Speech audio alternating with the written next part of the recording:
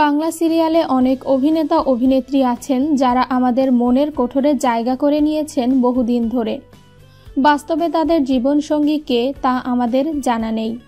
তাহলে আসুন জেনে নেই সেই সকল কিছু জনপ্রিয় অভিনেতা ও অভিনেত্রীদের জীবনসঙ্গীদের নাম ও তাদের দেখতে কেমন।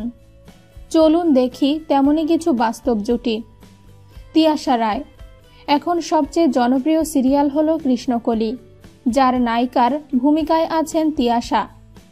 যাকে সিরিয়ালে শ্যামবর্ণ দেখানো হলেও তিনি কিন্তু খুব সুন্দরী, আর তার স্বামী যে সেও খুব হ্যান্ডসাম। নাম সুবান রায়। ঋষি কৌশিক। সদ্য সমাপ্ত কুসুমদোলা সিরিয়ালের নায়ক ঋষি, যাকে সবাই রণজয় নামেই চেনে। তার স্ত্রীর নাম হলো দেবযানী, যিনি কিন্তু খুব সুন্দর। অপরাজিতা ঘোষ দাস। কুসুমদোলা সিরিয়ালে ঋষির বৌদির চরিত্রে অভিনয় করেছেন। তাছাড়াও আগে অনেক সিরিয়ালে তাকে দেখা গেছে। এই অপরাজিতার স্বামী নাম ঋত্বিক চক্রবর্তী। আশা করি এনার সম্পর্কে আর কিছু বলার দরকার হবে না। কণিকা ব্যানার্জি। অন্যতম জনপ্রিয় সিরিয়াল এখন অন্দরমহল, যার নায়িকার ভূমিকায় আছেন কনিনিকা, যিনি ঘরোয়া বউ হলেও খুব সুন্দর গান করেন সিরিয়ালে। সেই কনিনিকার রিয়েল লাইফের স্বামী হলেন সুরজিৎ হীরা।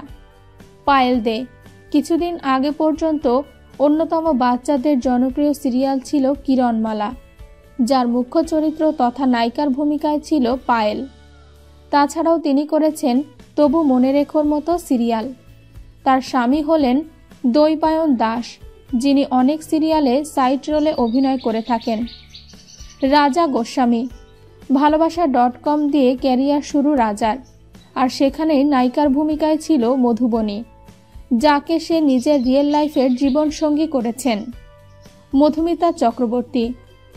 সদ্য সমাপ্ত কুসুমদোলা সিরিয়ালের মুখ্য চরিত্র তথা অভিনেত্রী ছিল মধুমিতা, যাকে সবাই এখন ইমন নামেই চেনে। যার স্বামী হলেন সৌরভ চক্রবর্তী, যিনিও বাংলা সিরিয়ালের সাথে যুক্ত।